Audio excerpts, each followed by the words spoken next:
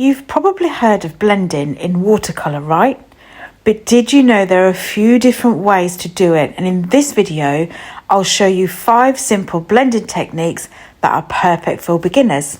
And what I thought is I'd just draw a little simple flower with 5 petals rather than draw boxes or squares or shapes or whatever. It's still a shape, and you can see the blending in action as well, how it would actually work, and decide which one is the best one for you. So you can draw it with me, doesn't need to be fancy, just keep it really simple.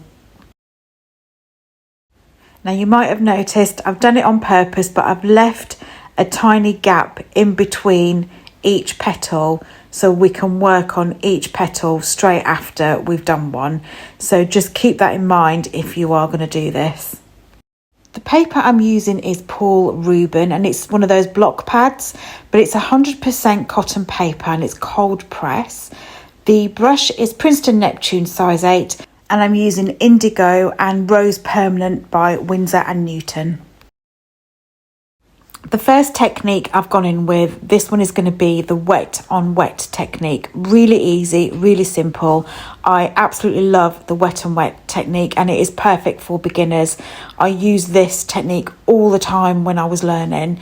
So wet on wet, that basically means the paper is wet and the paint we're going to put on there is also wet. So as you saw me there, I just mixed up some indigo just on a palette and I've put that down. Therefore, the paper is wet with a colour. And then these two colours are so lovely as well.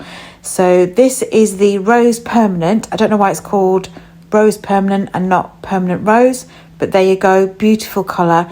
And we're dropping in some wet colour, and that will just blend by itself. That's it, you don't have to do anything else. Leave the pigment and the water to do its work. That is such an easy one to use. Leave it. And I'm just going to write down the fact that it's a wet on wet blending technique. You probably can't see that on the camera. It's more for myself as well. But you see how that's blended already? This is a reminder as well to not overwork your paintings. Okay, so the second one is the 2 colour blend. Let me explain. Place some colour down, but just halfway on the petal. Rinse your brush, dab it, pick up the second colour and then add it onto the other half of the petal, like so. And notice how I'm not touching the other colour yet. Get the majority of the base colour down first, and then we're going to force the 2 to basically blend together and just touch the colours like this. I'm just going to add a bit more in just to make that a bit more brighter. And I'm going to add a bit more of that rose colour as well. The only thing with this technique is if you see here, it's not a harsh blend, but you might just have to soften it if you don't want that to be noticeable. That's the only thing with that one. But that still is a lovely colour, a lovely technique. This third one is the glazing technique. Now for this one, I'm painting this first, and then we just need a second for it to dry. So I'll paint this first, and then I'll come back to it in about 5 minutes or so. I'm going to go get a cup of tea. Actually, I'm just going to write down the 2 colour blend. I forgot to write that down, so let me just write that down, and then I'll write down that that's a glazing technique as well. Otherwise, I'll end up doing the same technique on the others if I forget. But just look at how those 2 petals have blended so nicely already without actually doing too much work. Do you see what I mean though about it's not as hard as you might think it is to blend and create all these different techniques? Okay, I'll come back in a second.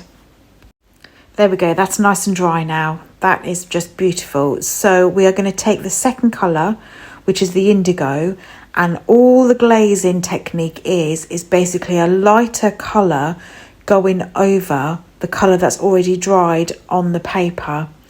So as you can see here, I'm going over the centre part of the petal or one half of the petal, rinse your brush and then just soften this bit ever so slightly just to make it more blended in. So you can still see the colour underneath. It's not quite a harsh blend. You can still see that the indigo is quite light and I've not gone in too dark. So again, it's up to you. You can choose how dark you choose to go. And that is what is called the glazing technique. You're basically putting a colour on top of another colour, but you can still see the underneath colour. The beauty of watercolours is the transparency of it. The pigments are absolutely amazing when you use watercolours like this. I'll leave a link in the description box explaining a bit more about that and how you can make transparent flowers. The next technique is called charging. I think you're going to love this one. So all I'm doing is I'm putting in some colour first on all of the petal. By the way, don't forget to like and subscribe and share if you want more videos like this as well.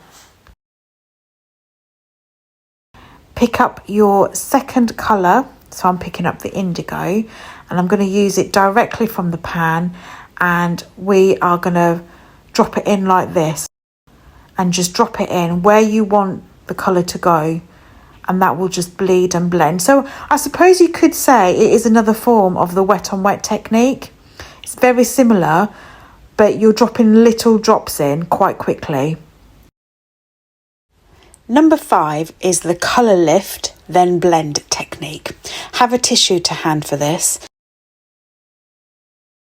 And this is simply popping some colour down like this. Whilst it's still wet, then use your tissue to blot or lift the bit of that colour off. And then add in your second colour. I think I've lifted off a bit too much, but that's okay. Do as much or as little as you want. Rinse your brush, dab off the excess, and you can soften the edges a bit. And that's it. I tend to use the wet on wet technique the most, but I like the charging technique as well. And these are just different ways to add texture to your petals or whatever subject you're painting. I hope that's helped give you a bit more of an insight to the blending techniques.